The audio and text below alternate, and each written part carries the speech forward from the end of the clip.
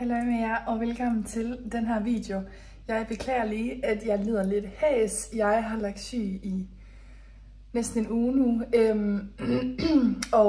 Det er heldigvis, at jeg kører på det sidste. Jeg har lidt forkølelsesbage, så jeg er virkelig sådan snottet i ansigtet. Og det kan man selvfølgelig høre en lille smule på min stemme. Så det er blevet weekend, det er blevet lørdag, og det er weekenden efter, at påsken har været her. Vi havde jo egentlig rigtig mange planer i påsken, men det endte simpelthen ikke med at blive til noget, fordi at Kasper blev syg med halsbetændelse, og så smittede han desværre mig. Så det blev en meget kort tur, vi havde til Vestjylland hjem til Kaspers forældre. Der skulle vi rigtig have været et par dage, men vi var der faktisk kun en dag, og så kørte vi tilbage til Aarhus, fordi at, Kasper simpelthen var så syg. Så, men det er lørdag, og planen i dag er faktisk projekt altan. Jeg skal have plantet altanen, så vi skal ned og have købt en masse planter og blomster ud til altanen, og så skal den altså plantes, og vi håber også på at finde lidt krydderurter derud til, og det tror jeg bare bliver mega godt. Så det glæder jeg mig helt vildt meget til. Nu venter jeg lige på, at Kasper han bliver klar, og så skal vi altså bare ned i Silvan og kigge på en masse blomster. Så det er egentlig det, videoen kommer primært til at handle om i dag, og ellers så tænker jeg bare, at det bliver en lille vlog fra både lørdag og søndag, men jeg tænker bare, at det er tid til, at vi skal tage afsted. Og her kan man altså lige se, hvad det var, der skulle ske ude på vores altan. Vores altan har altså de her lange altankasser, som er indbygget allerede. Og det er egentlig dem, vi bare skal have fuldt op med nogle blomster. Desværre så larmer det rigtig meget ude på vejen lige nu, og derfor tænker jeg, at det var det bedst at lave en voiceover, så I rent faktisk kunne høre, hvad det var, jeg sagde. Vi har det her oliventræ fra sidste år, som jeg er en lille smule i tvivl om faktisk er dødt. Så har vi også en rosmarin, som faktisk har holdt siden sidste år, hvilket jeg synes er både imponerende, men også virkelig dejligt. Og så er meningen, at vi bare skal have fuld blomster i. Sidste år, der havde vi en hel masse blomster i alle kasserne, og jeg tror desværre, jeg var kommet til at plante dem for tæt, fordi at der var ikke særlig mange af dem, der faktisk sådan holdt det i løbet af sommeren. Min drøm er at få en hortensia, men jeg tror, de vokser ret meget, og så stor en hortensia har jeg heller ikke lige plads til. Så det er altså sådan, situationen ser ud nu, og så tænker jeg bare, at vi skal til at ned og se, om vi kan finde nogle flotte blomster.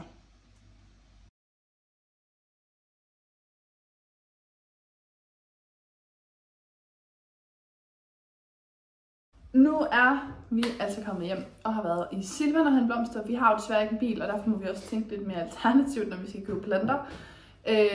Så vi har været i Silvan, fordi det er i god afstand, så det var super godt. Vi har valgt at gøre noget helt andet i forhold til, hvad vi gjorde sidste år, for sidste år havde vi jo næsten kun blomster, og i år der skal vi faktisk næsten kun have mad, eller vi skal have krydderurter, og så har vi også købt ind til, at jeg kan så jordbær.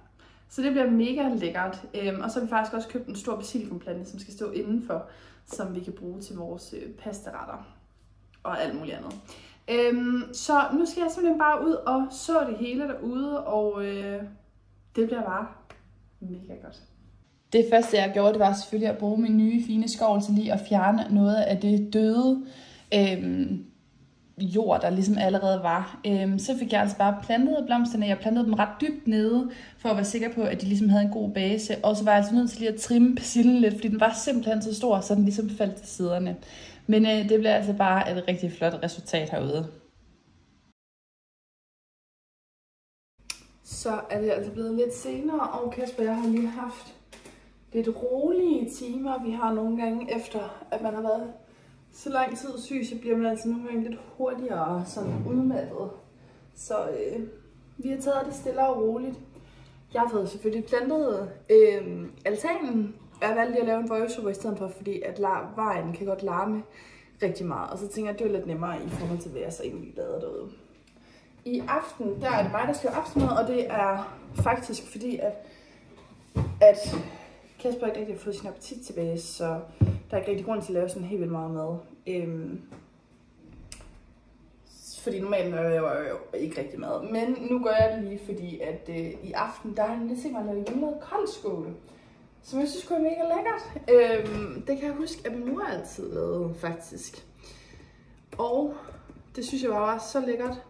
Og det er sådan noget, man altid lidt kan spise, uden at man bliver sådan for ondt i maven-agtig, fordi man har spist for meget. Så det er jeg lige i gang med at finde frem til. Vi har købt ymer og kernemælk. Og Så har vi faktisk også en vaniljestang, som vi købte på et tidspunkt. Vaniljestang er jo ret dyre, så det har vi. Så bruger sukker, æggeblommer og ikke mere. Så det er altså første gang, jeg skal prøve at lave koldskål, hjemmelavet koldskål, men det er jeg sikker på, at det bliver mega, mega lækkert. Kasper, han har købt de her Princip kammerjunker, fordi de var på tilbud. Jeg var sådan, dengang han kom ud med dem, men det var de fancy kammerjunker, han havde købt. Fordi man normalt altid tager den der pose der. Men det var altså de fancy. Og så har vi jo også fået en basilikumsplante herind, som står i den her lille fine potte, for også at få det lidt ude. Hvis du derude har nogen idé om, hvorfor det er, at den her, den åbenbart drikker alt vandet fra jorden. Altså den var også, jeg lagde mærke til, at jeg ompottede den. Jorden var meget våd, men den har selvfølgelig også stået udenfor nede ved Silvan, men den var meget våd. Men jeg synes bare, det er helt vildt, at den sådan, krukken drikker det næsten. Og den sådan skifter farve, det synes jeg godt nok er meget vildt. Det tænker jeg ikke, den burde gøre normalt. Så hvis du lige ved hvorfor, eller om det går i sig selv igen, eller om man bare skal forvente, at det ser sådan ud nu, så må du gerne lige skrive en kommentar omkring det. Fordi jeg er totalt bare bunden. Så ja, så det er egentlig det, der er planen nu. Og ellers så tror jeg faktisk bare, at vi skal slappe af. Vi havde faktisk også tænkt, at vi skulle have været nede i byen for at få en is. Men jeg tror lige, at vi synes, at så godt var vejret faktisk heller ikke. Solen var fremme lidt af tiden, men da jeg stod og plantede altan, der blev det faktisk ret koldt. Og jeg var også nødt til lige at tage en lille sådan vest på, fordi jeg faktisk begyndte at fryse. Så det var ikke det bedste, fordi sidste år, dengang jeg stod altan og kiggede lidt tilbage i mine gamle billeder, og der kunne jeg se, at det var den 1. maj. Og Kasper han stod i shorts, hvilket han først gør, når det virkelig er varmt. Og jeg havde bare arme, da jeg stod ude og plantede altanen. Så det synes jeg, der er lidt forskel. Bare lidt. Men ja. Nu lægger jeg i gang med at lave lidt koldskål. Og så kan jeg lige lave en opdatering om, hvor god den bliver bagefter.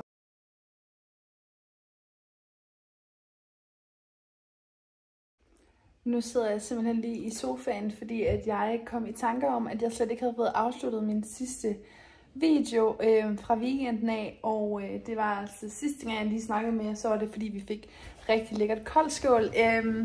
Og jeg lovede lige at give en lille opdatering på koldskålen, som blev virkelig, virkelig lækker. Og med det vejr, vi har lige nu, så er det simpelthen bare fantastisk at få noget lækkert koldskål. Så kæmpe anbefaling lige at lave lidt koldskål til aftensmad. Det kan altså bare noget helt specielt. Så weekenden gik altså, og de sidste par dage har jeg haft noget afslapning. I går der gik vi ind i eksamensperioden, så nu har jeg de næste 4 uger, hvor jeg skal skrive et eksamensprojekt i grupper. Så det er sådan det meste af min tid kommer til at gå med, hvilket også er super fint, for når jeg så har overstået det, så er jeg faktisk færdig med andet semester, og så har jeg kun et år tilbage af min uddannelse, hvilket er virkelig dejligt. Jeg kan godt lide, at det går lidt stærkt, så jeg kan komme ud og bruge det til noget, i stedet for at sidde på skolebænken. Så det er super fint, og det er jo fantastisk, at vejret er oppe igen. I dag der har jeg faktisk lagt og solet mig en lille smule ud på altanen, hvilket har været så dejligt. Det prøver jeg at nyde lidt ekstra i år, frem for hvad jeg gjorde sidste år. Selvom det desværre larmer rigtig meget ude på vores altan, så prøver jeg at huske og ikke at tage det for givet, at vi faktisk har en altan. Så der lagde jeg altså lige ude i en halv time, og det var så dejligt.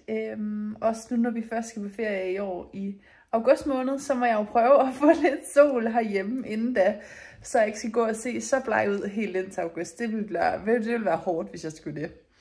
Så jeg tænkte bare, at jeg ville afslutte videoen her, og så sige tusind tak, fordi du så med.